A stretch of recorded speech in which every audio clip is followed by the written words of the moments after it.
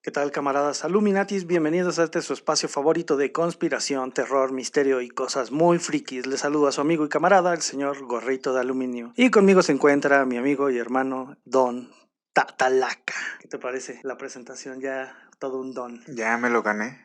¿Cómo estás el día de hoy? Empulcadito. Mira qué coincidencia. Esta semana nos patrocinan las pulquianchis, el sabor que te desaparece de este mundo. ¿Cómo está el pulque? Está muy fuerte. Como las pulquianchis. Bueno, esta semana vamos a hablar de una de las leyendas negras de la Ciudad de México, que yo creo que junto con Lecumberri deben de ser las más Escabrosas. escabrosas y que se han ido olvidando a lo largo del tiempo. De hecho, antes de empezar a escribir el programa, me puse a hacer una pequeña encuesta para ver qué tanto recordaban la gente de lo que era la Castañeda. Y tuve respuestas, solo 2 personas me dijeron datos importantes, otras 2 me dijeron que tocaba muy chido y otras no sabían ni de qué les estaba hablando. Entonces, como nos damos cuenta, se ha ido perdiendo esta historia de un tiempo para... Yo creo que tal vez de personas de los 50 ya ni siquiera se acuerdan lo que era la Castañeda. Y es muy interesante porque la Castañeda está ubicada en la Ciudad de México. En el centro casi de la ciudad de... Bueno, en ese momento estaba en las afueras, ahora en el centro, que es en Mixcoac. Bueno, el centro está un poco más al centro, Mixcoac está un poco más al sur, pero aún era cercano o sea, es un lugar al que llegas rápido del centro de la Ciudad de México. O sea, si estás en la Ciudad de México, la Castañeda era de fácil acceso y actualmente pues forma parte de la misma urbe, ¿no? Entonces es muy chistoso porque a final de cuentas en México se tiende también a tener este tipo como de leyendas urbanas, el clásico, ¿no? Mi escuela está encima de un panteón y creo que ahora muchos podrían decir mi casa o mi conjunto habitacional está construido encima de lo que fue lo que fue el psiquiátrico más grande de México en su momento. De hecho, todas las escuelas primarias tienen que estar construidas encima de un cementerio, si no, no vale como... No te dan papeles si no está construida. Mínimo la SEP no te entrega boleta. Exactamente, ya es lo que piden para construir una escuela.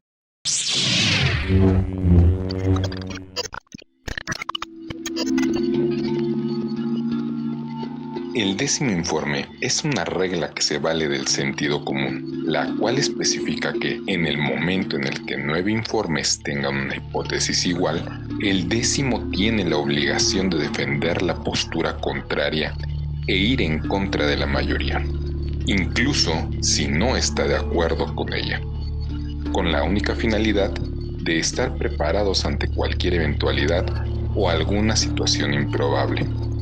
La información dada en este reporte es recopilada, expresada e interpretada por los conductores conforme a su visión.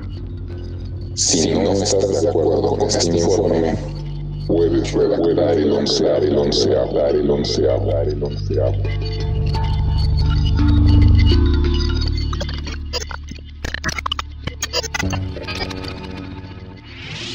Pues vamos a empezar con el tema. Esta historia se hace en el inicio de la revolución. Todo era una especie de bomba de tiempo porque estaba a punto de estallar la revolución.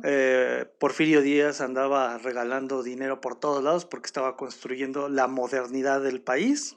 Y que estamos hablando de una modernidad porfirista, porque tenía una visión afrancesada para México. Construyó el Palacio Postal, que es Correos de México, ahí en el centro, sobre eje central. Construyó Bellas Artes, el Ángel de la Independencia. Y lo francés para Don Porfi solo era secundado por la clase alta. Era su mami. Ajá, y como te digo, o sea, no lo apoyaban todos porque los únicos eran los que tenían dinero, los que decían que estaban con él. Pero más o menos para explicarles cómo era la sociedad en esta época, les vamos a contar 2 historias. La primera es personas que tal vez no sean de acá de México, que nos puedan escuchar en algún momento. Hay un lugar en el centro que se llama la Alameda, que es como un parque muy grande. Está fuera de Bellas Artes. En la Alameda se juntaba la gente rica de la ciudad. Y entonces imagínate esto, la Ciudad de México, verano, que te late en esa época unos 25, 26 grados. a un calorón de la fregada, y toda la gente rica de la ciudad andaba con bufanda, guantes, sombreros de copa, abrigos, y sentados en la Alameda bajo el sol. Como los Darks de Veracruz. Más o menos, algo así, pero en ricos. Y ¿Qué le quise decir a los Darks de Veracruz? Nada. Un saludo para los Darks. Entonces pasaba la gente, les decía, oye, güey, pero pues, si está haciendo un montón de calor, ¿por qué vienes tan tapado, no? Y estos mamones les contestaban, es que en Europa es verano.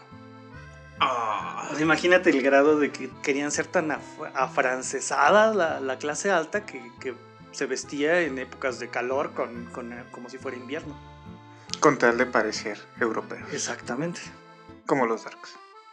La segunda historia tiene que ver con algo que tal vez sea un poco más allegado a quienes viven en la Ciudad de México y que tal vez viajen de manera continua en el sistema de transporte colectivo metro. Próxima estación. Creo que todos ustedes conocen dos estatuas muy grandes, que es las dos estatuas de Huey Tlatoanis, Izcoatl y Ahuizotl. Yo creo que es mucho más fácil de ubicarlos como las estatuas de indios verdes. Estas dos estatuas no estaban donde actualmente están, que es en la estación, muy cerca de la estación del metro Indios Verdes. Estas estatuas se encontraban en la entrada del Paseo de la Reforma, que es uno de las calles más importantes de la Ciudad de México y que actualmente son de las calles más recorridas por los turistas en la ciudad en estos tiempos. Reforma era tan importante en esa época que... Bueno, fue importante porque Maximiliano la mandó a construir para poder llegar desde su casa hasta el centro. Entonces, y de hecho también desde el Palacio de Chapultepec podía apreciar prácticamente en su totalidad la avenida. de hecho bueno, creo que lo vas a tocar más adelante, sobre por qué se retiraron esas estatuas de Reforma. Sí, de hecho es como que el cuerpo esencial de la segunda historia, ¿no? Se retiraron porque son dos estatuas de dos personas con características indígenas de México y que obviamente no ayudaban a esta visión afrancesada del porfiriato. Y pues ¿cómo iban a exhibirse estos indios en taparrabos en una avenida tan importante? En el Champs-Élysées mexicano. En el Champs-Élysées mexicano, o sea, no... ¿Qué iban a pensar de nosotros los europeos? Y aparte no nada más era no era el presidente, o sea, también era los periódicos, la gente que vivía día con día, porque Reforma era una avenida con muchos cafés. Y en esos cafés era donde se juntaba la crema innata de la sociedad, ¿no? Entonces, pues yo vengo con mis mejores garritas y en la entrada están dos indígenas, ¿no? Pues, ¿cómo crees eso? Y los periódicos les ponían nombres así como que las momias aztecas, y otros eran ridículos, antiestéticos, muñecotes y adefesios. De hecho, aquí tal vez quepa la anotación. En México aún hay muchas comunidades indígenas que niegan su procedencia indígena. O sea, todavía derivado de toda esta cuestión en la cual el porfiriato los abrió, literalmente, tienen vergüenza de comentarte, ¿no? No, yo pertenezco a la cultura náhuatl, a la cultura otomí, porque no se sienten rechazados todavía. De hecho, o sea, sí hubo mucho avance de modernización, pero solo fue para la gente rica. O sea, la gente pobre se volvió más pobre todavía. Y tiene mucha relación con lo que nos vas a contar ahorita, ¿no, Gorrito? Es esta cuestión de la visión del progreso para el porfiriato en México. Exacto, porque estas dos historias nos ayudan a entender mejor el ambiente de la sociedad clasista, racista, en la cual el dinero, el abolengo y el prestigio lo eran todo, buscando alcanzar el proyecto de nación que era la modernización del país que tanto promovió Don Porfi. Durante su mandato existían dos problemas muy graves en la sociedad, que eran la delincuencia y la locura. Eso era así lo que decían, que no dejaba que hubiera un avance del país. ¿Y qué es lo que tenías que hacer si tienes estos dos problemas? ¿Cómo los atacas? Una cárcel y un manicomio. Exacto, porque era lo que te estaba afectando. Porque aparte la gente pobre era, aparte de que se les decía que eran los que eran locos y los que cometían delitos, solo la gente pobre, o sea, los ricos no. O sea, no podían llegar a ese grado. No, es que no son delitos, los delitos de cuello blanco, No. la explotación Claro que no, laboral. ¿cómo crees? Eso ¿En qué país vives? es parte del progreso. Sí, y de hecho, eso lo voy a tratar más adelante, pero para que entiendan de lo que estamos hablando, los hospitales que se encargaban de atender a los locos se encontraban en el centro de la ciudad. Entonces, no puedes tener avance y modernización y que los europeos vengan a tu país si hay locos en el centro de la ciudad. Y no vayan a empezar con que no se les dice locos. Bueno, en esta época era el término correcto para la locura. Y discúlpame, pero perdóname, don Gorrito, la verdad es de que se sigue utilizando. Ha sido muy común en mi práctica profesional escuchar gente que dice, yo no voy al psicólogo porque no estoy loco. Así es de que tampoco nos demos aires de santidad. Entonces corría el año de 1909 y el mismísimo presidente Porfirio Díaz colocaba la primera piedra de una construcción colosal y que daría la modernización que México merecía. Don Porfirio quería construir uno de los mejores hospitales psiquiátricos de América. ¿Qué digo de América? Del mundo, cabrón. Y que fuera el centro para la atención de enfermos mentales más grandes de México.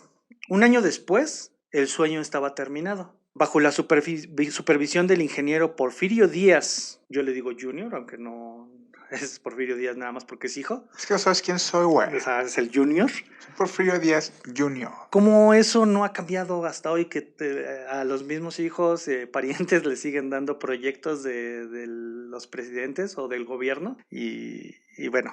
La licitación sigue siendo un mito. De hecho, aparte le dieron el del colegio militar.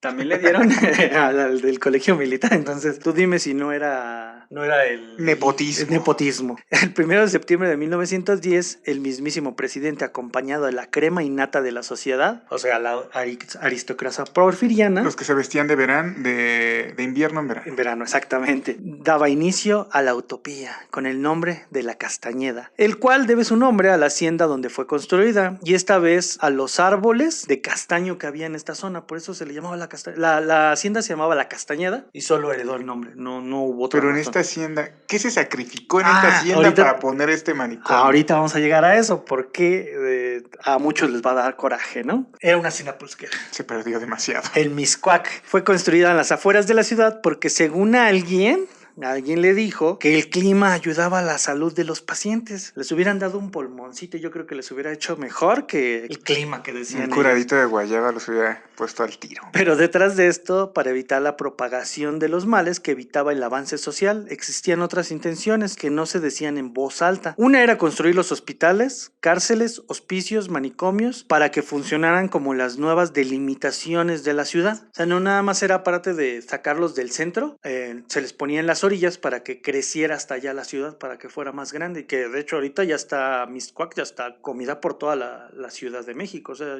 ya estás dentro de la Ciudad de México en Mixcoac. Ni siquiera está a orillas. No, ya estás en el centro casi. Bueno, esta magnífica construcción fue inspirada en el hospital psiquiátrico, no sé, voy a intentar pronunciarlo, Charenton, ¡Ay! de París, formado por 26 edificios que estaban divididos en 3 hileras. La del centro correspondía al área administrativa, donde también se encontraban las áreas de juego, talleres, biblioteca, escuela, enfermería, electroterapia, claro que estamos hablando de electroshocks, y un cine donde se proyectaban varias películas, algunas de ellas de Charles Chaplin, otras de Harold Lloyd, de Pedro Infante y otros estrenos de la época. Una hilera para mujeres y otra hilera para hombres. Todo esto formaba una mini metrópolis con una capacidad para albergar a 1,200 internos aproximadamente de ambos sexos. A fin de cuentas, por lo que veo, también tenían como que la intención que se tenía en Lecumberri, ¿no? Esta cuestión de vamos a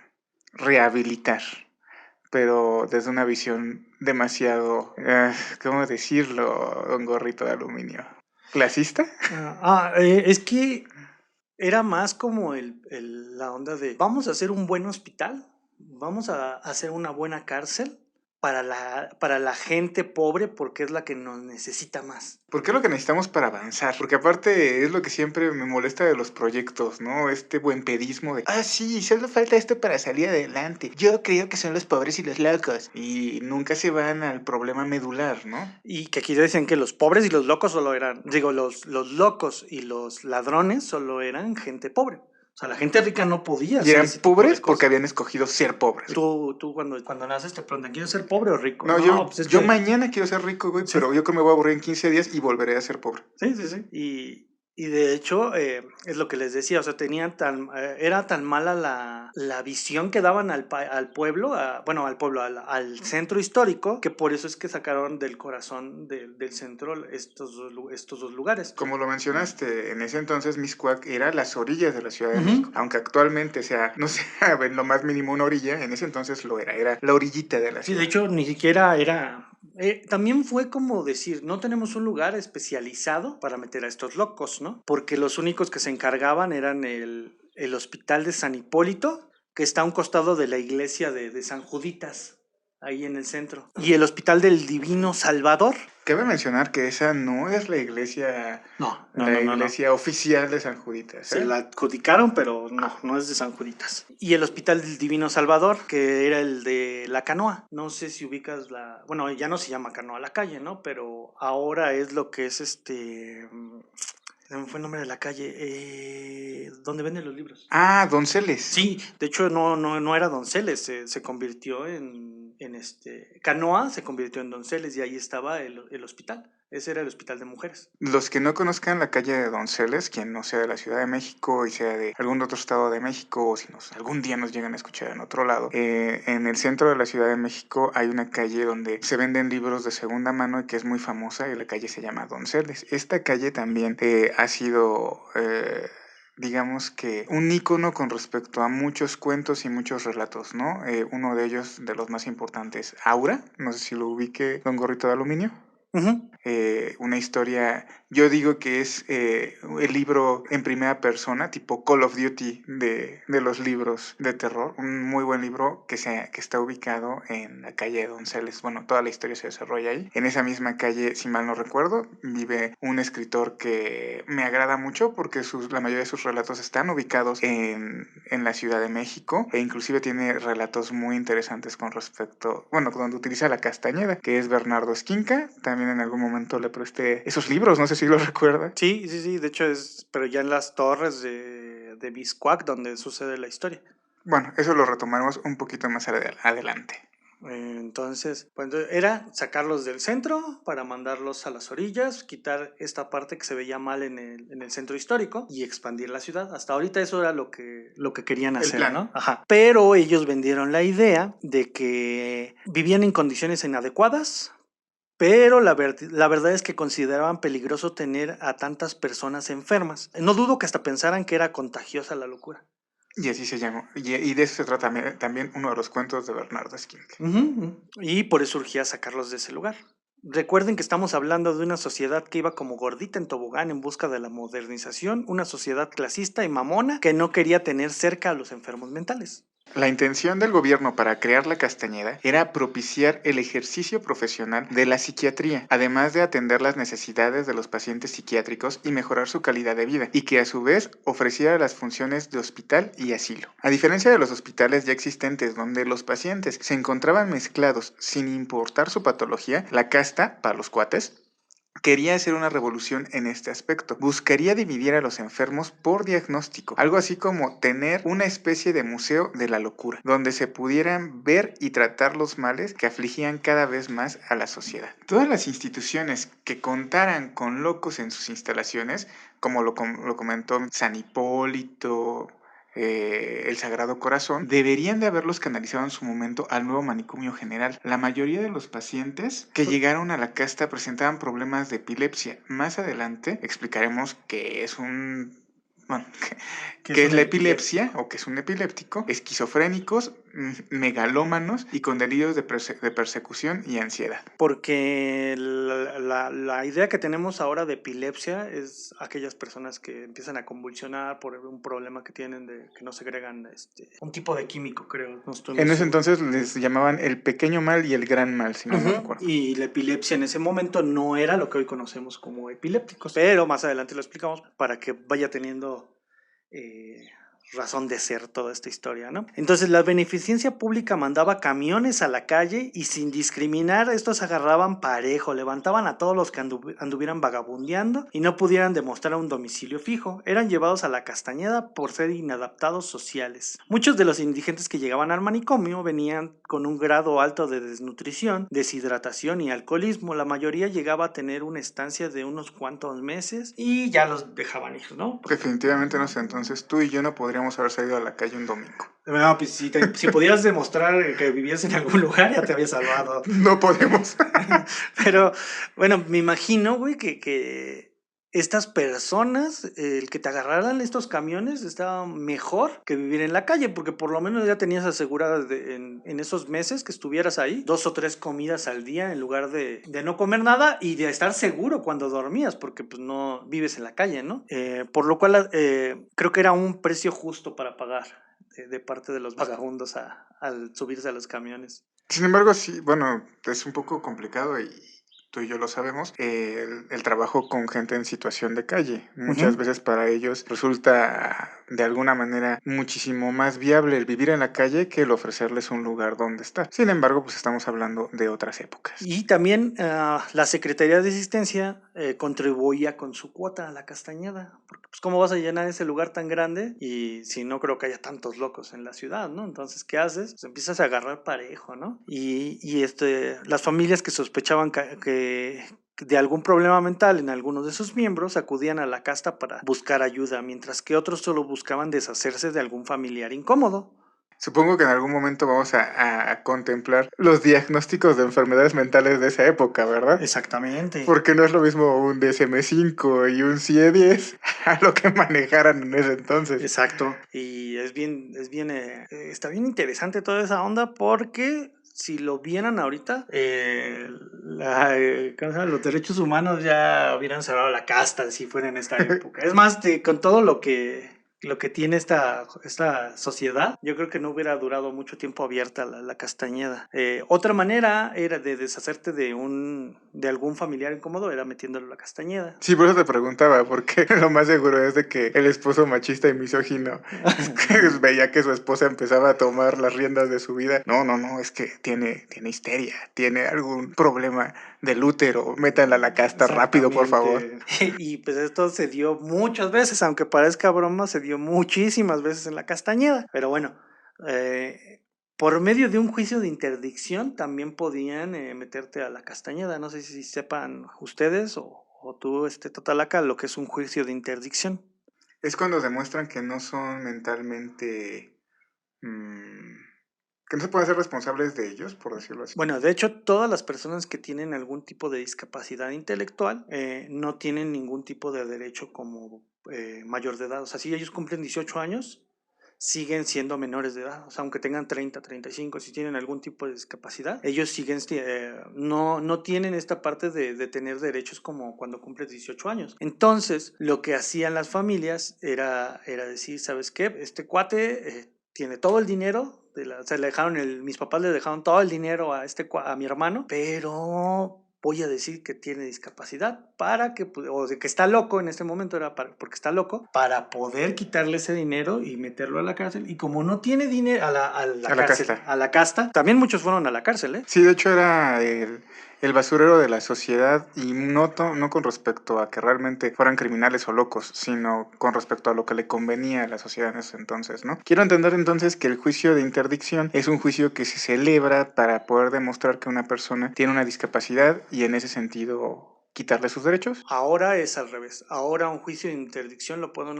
meter una persona con discapacidad para demostrar que tiene la facultad de poder tener derechos de mayor de edad.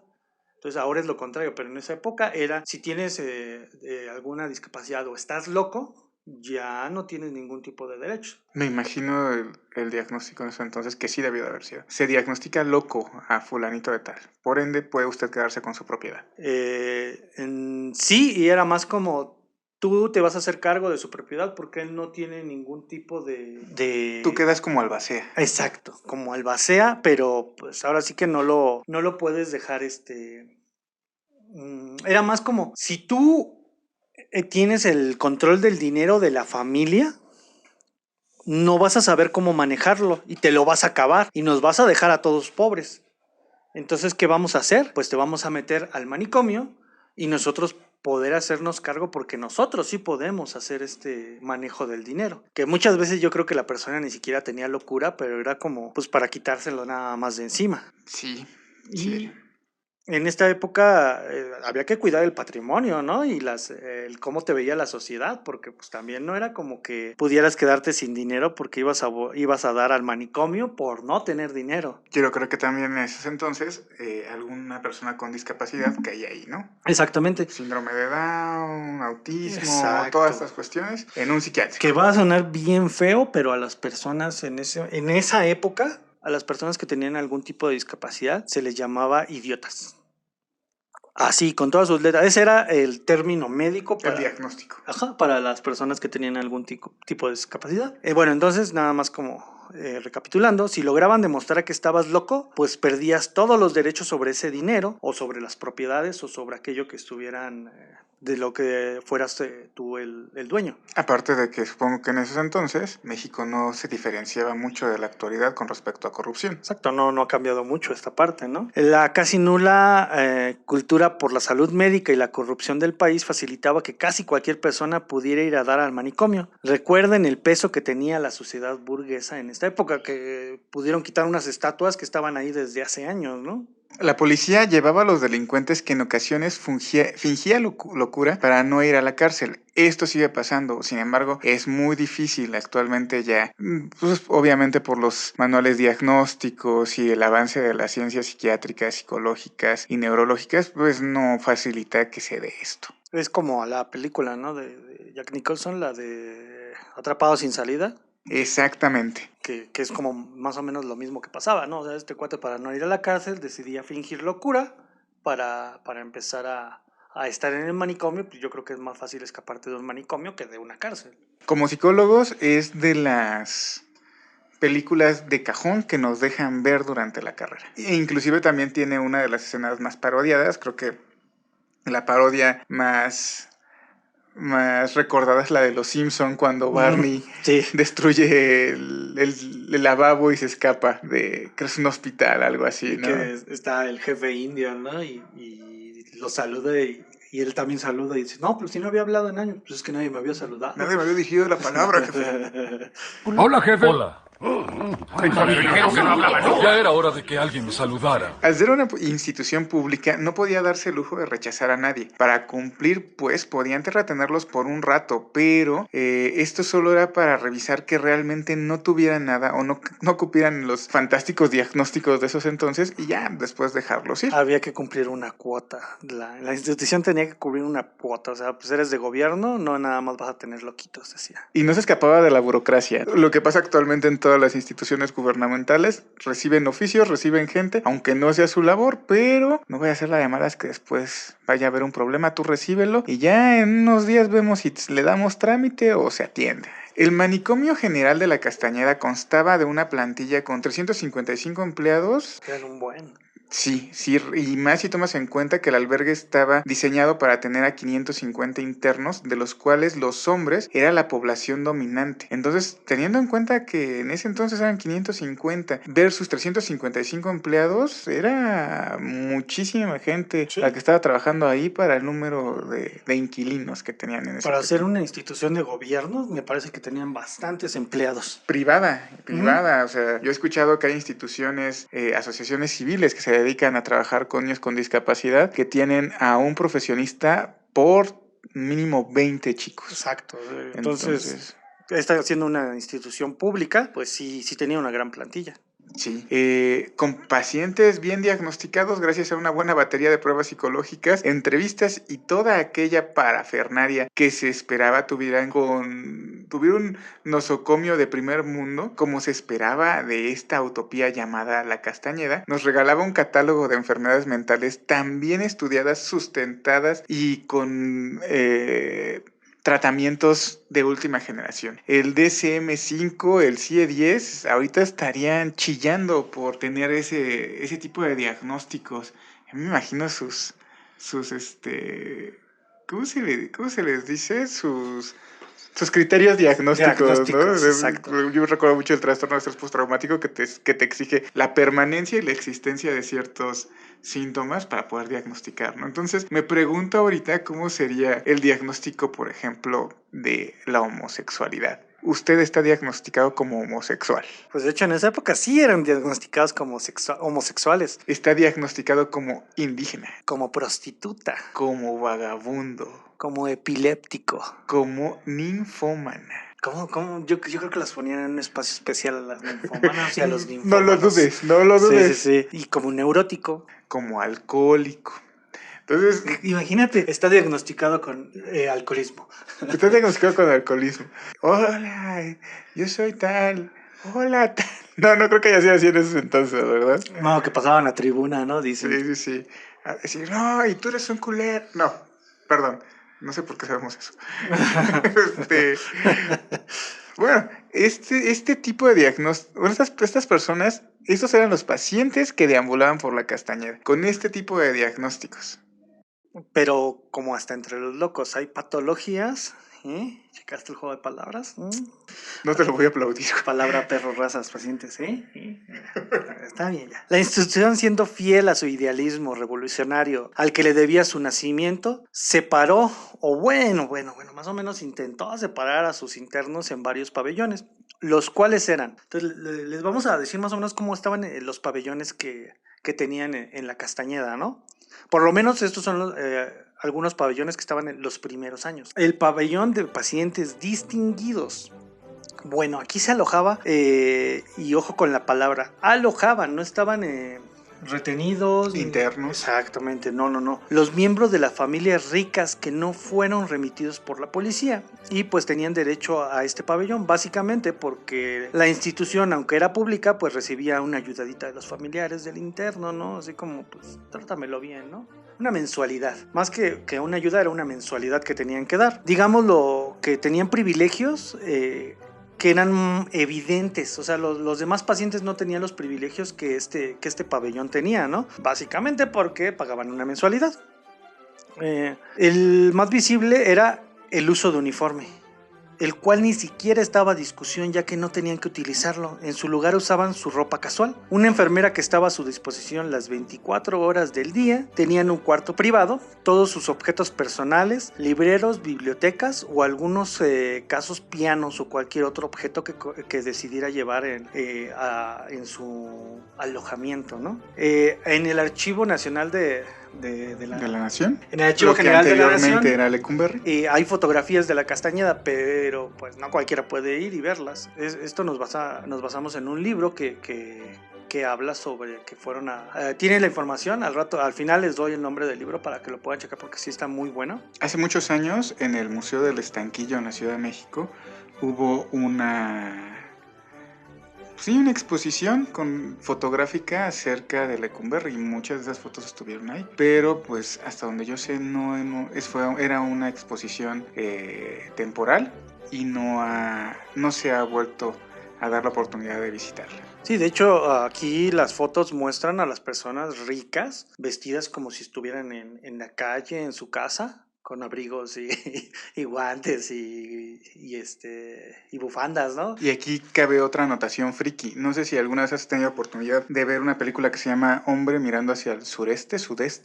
No te la manejo. Es una película argentina muy interesante donde de aquí, no sé si este sea el origen de esa broma y se haya... Esa broma casi siempre es muy recurrente en películas donde visitan un psiquiátrico, que es cuando llega una personaje al psiquiátrico y llega un enfermero a darle el tour y lo empieza a pasear y de repente llega otro doctor y lo corre porque es un paciente que se hace pasar por enfermero, pero como no traen uniforme, pues nadie sabe quién es quién, ¿no? En Hombre mirando hacia el sureste, no recuerdo cuál es el término. Esa película me sonó como a películas de Tintán, de Capulina.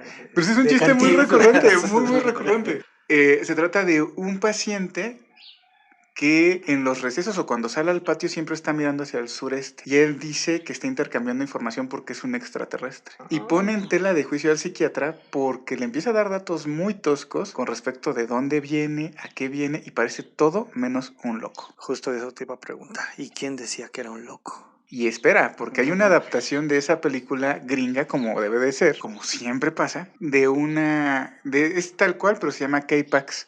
El final, bueno, lo que pasa en Hombre Mirando hacia el Sureste y lo que pasa en K-Pax son totalmente diferentes para la misma historia. Ampliamente recomendables. Ok, pues échenle un ojo si quieren para que vean y échame una manita con el otro pabellón, porfa, ¿no? El pabellón de observación. Este era como el lobby al cual llegaban los pacientes de primera vez, donde se daba la broma que te acabo de contar. Ajá, sí. Solo estaban por periodos breves, a la espera de un diagnóstico, para después llevarlos a un pabellón más acorde a sus necesidades. Obviamente, los pacientes distinguidos no pasaban por aquí, eran los rockstars. Entonces ellos eran directo a su suite, a su Acá que penthouse. pasaban y llévame maletas, por favor, y acá a los enfermeros dándoles billetes. Ajá, se echa el aguacate a todo. Por obvias razones tampoco pasaban por aquí pacientes violentos, porque pues también tenerlos en un lobby, por decirlo así, no era tan viable. Y como hasta en la locura hay burocracia, pues el reglamento establecía que para el ingreso de un paciente, este tenía que contar con un certificado médico, algunas fuentes dicen que eran 2, y cuando la gente no podía pagar un médico particular, pues tenían que acudir a la beneficencia pública o a la asistencia. Que la mayoría de las veces yo creo que como era pública, pues las personas con menos recursos tenían que ir. Entonces pues, no tienes dinero, o comes o pagas un doctor para que te dé ese certificado, ¿no? Y pues, por ende todos eran de la beneficencia pública, ¿no? Y quién sabe qué tan buena era la calidad de esos certificados. Yo me imagino la calidad, ¿no? Sí, está loco, ya, fírmale y vamos. Sí, no, era muy, muy rápido, lo cual obviamente provocaba un descenso al infierno en las profundidades del manicomio, porque pues llegaban con un mal diagnóstico desde antes, ¿no? Y de las enfermedades de infecciosas, porque también este papel que te pedían, pues era para ver que no tuvieras algún tipo de enfermedad, ajena a la... una ETS, ajá. una enfermedad de transmisión sexual. No, y cualquier tipo de enfermedad contagiosa. Exacto, pero era más las enfermedades de transmisión sexual, por ¿Por lo qué? que te pedían. Ahorita vas a ver por qué. A ver, cuéntenos. En los pabellones van a ver por qué, ahorita les explico. Pero uno y uno no, te toca a ti. Ok, el pabellón de tranquilos y tranquilas A. Para estar en este pabellón, los pacientes solo tenían que cumplir con 2 requisitos: ser tranquilos y pobres, sin importar qué tanta distancia pudieran ser en las enfermedades que padecían. O sea, no importaba que tuvieras, si eras pobre y eras tranquilo, vas a este pabellón. Pobre también era un diagnóstico. Exactamente. Eres pobre y tú tienes homosexual. Y había comorbilidad, pobre y homosexual. O sea, ellos mismos se daban una cachetada al ir contra su ideal de separar los diagnósticos aquí. ¿Qué, el que acaba de llegar, cómo está? Pues viene bien tranquilo. Es epiléptico, pero ¿es pobre o es rico? Exacto. Pobre. Ah, no. ¿Y qué epiléptico es? ¿Agresivo y no agresivo? No, pues no agresivo. Tranquilo y tranquila es bloque A. Y el otro era el pabellón de tranquilos. Bloque B. Exactamente. Este era lo mismo, pero más caro. Porque para estar aquí tenían que pagar una cuota. No era tan alta como el de los distinguidos. Y tenían derecho a una mejor dieta o pues comían lo mismo que toda la raza. No comían lo mismo que toda la raza, porque ¿Ah, no? estaban pagando una mensualidad más pequeña que los ricos, los del pabellón de los Rockstar, pero pagaban una mensualidad. O sea, entonces había 3 dietas, la dieta de los pobres del tranquilo A, Exactamente. la dieta de los ricos Exactamente. y la dieta del tranquilas B. Que de hecho el de los Ah, tranquilas A era la dieta también de los del lobby, de los pacientes peligrosos. O sea, todos los que no pagaban una mensualidad tenían la misma dieta. Los que pagaban una mensualidad más baja era otra dieta. Y los que eran ricos, pues obviamente yo creo que hasta les traían la comida los cocineros o algo así. No tengo ese dato bien investigado. Bueno, también está el pabellón de pacientes peligrosos. Aquí se encontraban los pacientes violentos que llevaba la policía o aquellos que no podían convivir con la población en general. Entonces tenemos también el pabellón de epilépticos y epilépticas. Aquí vamos a explicar eso que les decíamos hace rato. ¿Qué es un epiléptico, Tatalaca, hoy en día? Hoy. Pues de entrada, si mal no recuerdo, es una enfermedad a nivel neurológico, tiene que ver con problemas de sinapsis y en este mismo sentido se divide la epilepsia en ciertos grados. Están los epilépticos que convulsionan, no soy tan doctor en el tema, la neuropsicología no es lo mío, y existe también otro tipo de epilépticos que son, en lenguaje coloquial, los que se apagan. Pero bueno, El contexto social de esa época no es el mismo de ahora. La definición que tenemos hoy en día. El carácter epiléptico, este era el término que se entendía como epilepsia. Para la lógica de la época se consideraba que aquellos que mostraban un carácter epiléptico eran personas sin valores morales, agresivos sin razón, sin ningún tipo de remordimiento por sus acciones, que estallaban de manera repentina. Por ejemplo, el niño que llega y sin razón alguna te pone un madrazo, o aquel que rompía las muñecas de su hermana sin estar enojado, simplemente llegaba y le tronaba las muñecas, ¿no? El que salía y pateaba al perro por el simple hecho de que se le atravesó en su camino, güey. Eso era tener carácter epiléptico, era más como Sociopatía. pero ellos lo llamaban como carácter epiléptico. Entonces, se consideraba sin tratamiento este tipo de carácter, debido a que la causa que lo provocaba era desconocida, aunque se creía que en algún momento de su vida podría convulsionar, que era lo que dices ahorita. O sea, puede o no puede, ¿no? O sea, podría ser de las dos maneras. No necesariamente tenía que convulsionar para tener un carácter epiléptico, era más como por comportamiento que por algún problema neurológico, ¿no?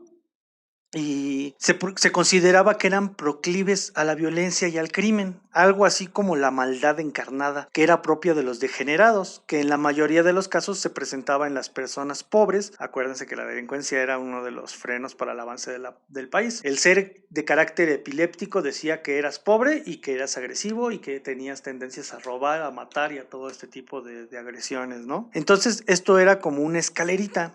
En la parte alta estaban los degenerados, que eran todos aquellos que presentaban algún tipo de vicio, prácticas sexuales anormales y fueran pobres, como todo, ¿no? O sea, como lo que decíamos, que casi es un diagnóstico ser pobre. Si procreaban hijos, sus hijos serían epilépticos. Era como la madre del diagnóstico, ¿no? Sí, o sea, era... ¿Eres pobre? Te puede pasar todo esto. ¿Eres pobre? No te puede. Te va a pasar a la mayor... O deberías de tener alguna de estas, ¿no? Sí. Entonces, eras un degenerado. Si eras degenerado y tenías hijos, ibas a ser epiléptico. Si el epiléptico tenía hijos, estos hijos iban a ser imbéciles, que era lo que hace rato les decía. No es No es como insulto, es un sino que en diagnóstico. ese momento así se le llamaba, ¿no? Era un término de la época para no meternos en broncas, ¿no? Entonces los epilépticos debían ser aislados para proteger a la sociedad. El avance del país estaba dependiendo de la Castañeda al tener a esta gente encerrada, ¿no? La gente rica tenía un gran miedo a que algún familiar presentara este problema, ¿no? Porque aparte de que era considerado de gente pobre, también se consideraba que era algo genético, que era lo que les decía, o sea, tu papá era degenerado, tú eres un epiléptico y tus hijos van a ser imbéciles, ¿no? Entonces, si alguien era epiléptico, lo más seguro es que su familia, en su familia hubiera otro epiléptico o tus papás fueran degenerados. Entonces, pues en los ricos, pues no podían tener algún miembro con este padecimiento. Así que con mucha discreción lo llevaban al manicomio. O sea, tu hijo, no, se fue a Europa 2 semanas o 2 años, no sé, todavía no me dan el diagnóstico. Digo, el boleto de avión de regreso, todavía no me dicen para cuándo. La locura se diagnosticaba de dos formas, una de manera biológica y la otra de manera bioquímica. Perdón, biológica, bioquímica y la otra social. Y social cultural. En esta sociedad la apariencia lo era todo, las conductas son dictadas por la misma sociedad. Si estas son anormales o no, los comportamientos que hoy en día no tendrías mayor problema con esos comportamientos hoy en día, ¿no? En esa época sí tenías problemas por tener ese comportamiento. En esa época eran castigados. Decir eso no es correcto, eso está mal, tienes un peso enorme porque como sociedad tú decías qué estaba bien y qué no estaba mal. Qué estaba mal, perdón. O sea, yo como sociedad persinada que era en esa época decía, lo que está haciendo ese güey está mal, es un degenerado. Que ha de tener hijos epilépticos, ¿no? Y no puede estar entre esta sociedad de ricos que somos todos nosotros. Entonces ese era el problema de que se asociara que tú tenías epilepsia o de ser degenerado cuando eras rico. Siendo pobre valía gorro, ¿no? Era normal. Sí, de hecho era casi necesario que fueras de esa manera. Entonces, la mayoría de esas personas que fueron a la Castañeda por este tipo de problemas cuando eran ricas, solo estuvieron un promedio de 8 años más o menos. Porque o se morían los papás, o se morían los hermanos, o algo, y salían. Bueno, otro de los pabellones era el pabellón de alcohólicos o alcohólicas. Yo conozco a muchos que estarían en ese pabellón. Sin problema, nada de que ahorita ya son unidades descentralizadas del manicomio y operan de manera autónoma y hacen sus juntas cada 15 días, no sé. Aquí eran pabellones. Ok. Y es el que se lleva el premio al nombre más ético y políticamente más correcto. El pabellón de los imbéciles. Era el más grande y aquí estaban los pacientes con síndrome de Down, autismo, retraso mental, alguna discapacidad mental evidente y el término correcto para la época, como se los mencionó Don Gorrito, es imbéciles o idiotas. Muchos llegaban aquí después de los 30 años, esto debido a que era más o menos la edad en que sus padres morían y la familia pues no quería esa carga. Hoy en día todavía sigue pasando esta parte, ¿no? O sea, cuando hay personas que llegan a tener hijos con algún tipo de discapacidad y los aíslan tanto, o sea, los cuidan tanto que cuando ellos ya no llegan a estar, tienen muchos problemas las personas que tienen algún tipo de discapacidad. Mira, yo dudo mucho que alguna vez me vaya a escuchar esta persona, pero yo conozco una familia que decidió crear toda una institución, y estoy hablando de una institución enorme, para dejar ahí a su hijo con discapacidad y que no estuviera afeando su casa. Inclusive yo creo que dijeron de pagarle a alguien a que me lo cuide o pagar una institución para que lo tenga, voy a crear la mía. Voy a contratar gente que me lo cuide y que me dé dinero aparte. Fue una ventana de oportunidad. Ok. Entonces, una de las ideas que tenía la medicina de la época era que el manicomio, por el simple hecho de ser un manicomio, ya sanaba. Era terapéutico, ayudado del pensamiento de que el encierro, sin sentirse como encierro, era lo que te ayudaba, o sea, que tuvieras actividades, era a lo que se refería, ¿no? Necesitan tener que hacer. Exacto, eso era lo que ellos creían en ese momento, que estar en un manicomio por sí ya te estaba curando. Pero si tenías actividades, en días sales, ¿no? Y así nació la terapia ocupacional. Exactamente. En pocas palabras, el ocio, así como es el peor amigo del hombre, pues también hacía que los enfermos no se curaran. El ocio es la madre de todos los vicios. Y como madre, se le respeta. Y pues, ¿cómo evitar esta sensación? En la parte de atrás de los pabellones del manicomio se hicieron cultivos y una granjita para que los pacientes tuvieran gallinas, cerdos y vacas, ¿no? Porque es lo que necesita una persona, ¿no? Con discapacidad. Su gallinita. Cuidar vacas. Sí. Entonces existían talleres y actividades. Se contrató a un maestro de gimnasia con el propósito de organizar eventos para los internos. El Zumba. Y para colmo, como invitaban a la prensa, o sea, todavía que llevabas tu institución estaba deteriorada porque pues, no te daban dinero, ¿no? Acuérdense que estamos hablando de que después de que se inauguró, al año empezó la revolución. Entonces la institución se quedó sin dinero. No la apoyaban. Y tienes que contratar gente que te ayude a esta parte de quitarles el ocio a tus internos. Pues, ¿qué haces? Invitas a la prensa. La mejor decisión, ¿no? Pero yo creo que esto lo hacían por otra cosa, con el colmillo más retorcido que podías tener, ¿no? Que era, voy a invitar a la prensa para que se dé cuenta de cómo estamos viviendo como institución pública y esto presione al gobierno para que nos dé más dinero para poder. Entonces, sí era como de las dos partes. Invita a la prensa para que nos vean que estamos trabajando, pero también para que vean todo lo que nos hace falta. Aparte de todo esto, se formaron equipos de béisbol, básquetbol y el deporte que necesitan los pacientes hacinados, frustrados, enojados y tristes. Peleas de box. Eso. Sí. Sacabas tu frustración en una pelea de box. Me imagino actualmente unos epilépticos boxeando. No se me ocurre mejor idea. Pero después de unos años de vida en el manicomio, algunas enfermedades se volvieron más populares. Se dejó de diagnosticar como epilépticos y los empezaron a diagnosticar de otra manera. Que bien hoy varios de mis amigos, de tus conocidos, de familiares, estarían en los pabellones, ¿no? Que bueno, estos pabellones ya existían, que eran los de alcohólicos. Igual y hasta yo estaría ahí metido.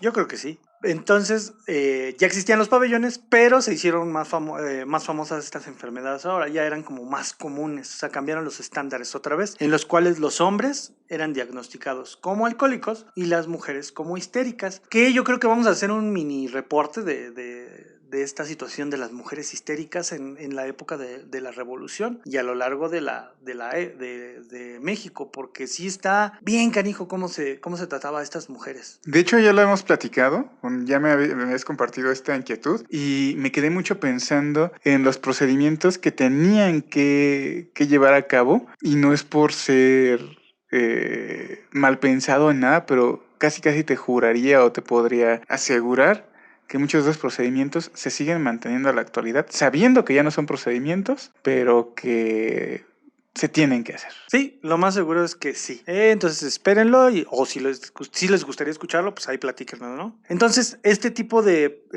diagnósticos solo estaban entre 3 y 4 meses. Ese tiempo no era porque la institución fuera la más chingona de la época en rehabilitar.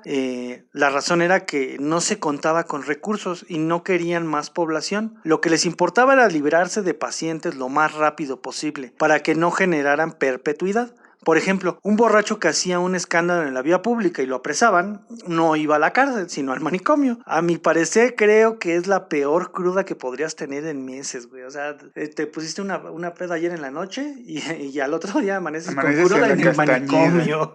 Entonces, solo salían después de unos meses o solo podían salir si la familia lo consentía. Las mujeres histéricas eran las mujeres rebeldes, las que no se dejaban de los padres, del marido, las que no eran sumisas, por lo cual la población de estos pabellones que ya existían creció.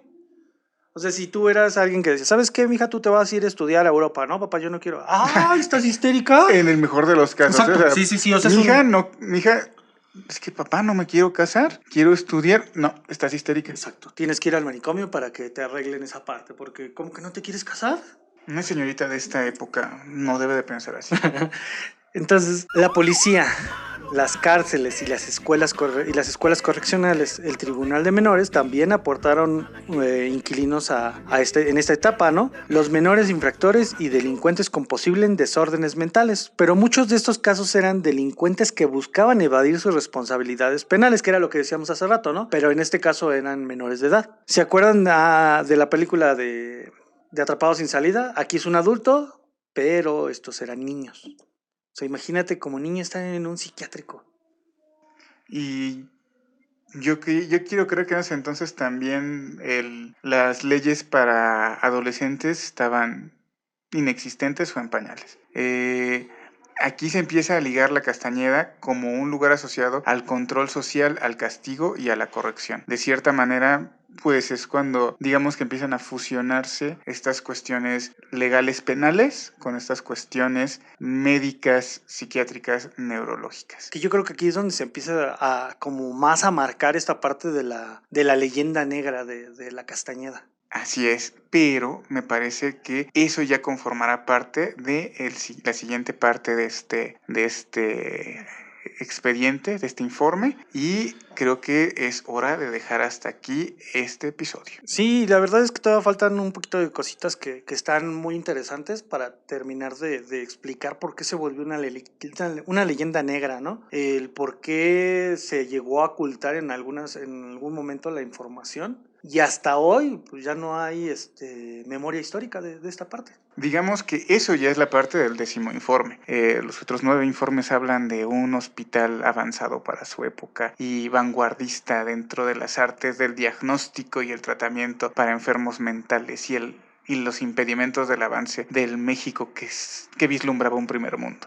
Pero de eso no nos ocupamos nosotros. Entonces, pues les damos las gracias por habernos puesto atención en nuestras tonterías que estamos diciendo. Tratamos de documentarnos para que sí pudieran entender toda esta parte de la historia. Y pues no sé, lo único que me queda decirles es si tienen algún dato extra que no hayamos dado, si quieren decirnos algo que ustedes se acuerden de esta parte de la leyenda, y pues déjenoslos ahí en los comentarios. No sé si quieren escuchar algún tema aparte del de la Castañeda, propónganlo y veremos para ver cuál podemos hacer. Y pues a mí no me queda nada más que decir que gracias, Tatalaca, por estar aquí conmigo. Por último, a mí me gustaría hacer una pequeña recapitulación de lo que recomendamos hoy. En primera, me parece que fue la película de Atrapados sin salida. Y es una película algo vieja, pero vale mucho la pena ver. Las otras dos fueron Hombre mirando hacia el sureste y K-Pax. Y recuerden ser siempre el 10º informe. Y recuerden, no somos los mejores, pero definitivamente podríamos hacerlo peor. Camaradas Illuminatis, recuerden que si les gusta este contenido pueden encontrarnos en Facebook e Instagram como el 10º informe, todo con letras. Y en nuestro correo eldecimoinforme@gmail.com. Por ahora solo pueden seguirnos en Spotify, en Google Podcast En YouTube. y que la fuerza los acompañe.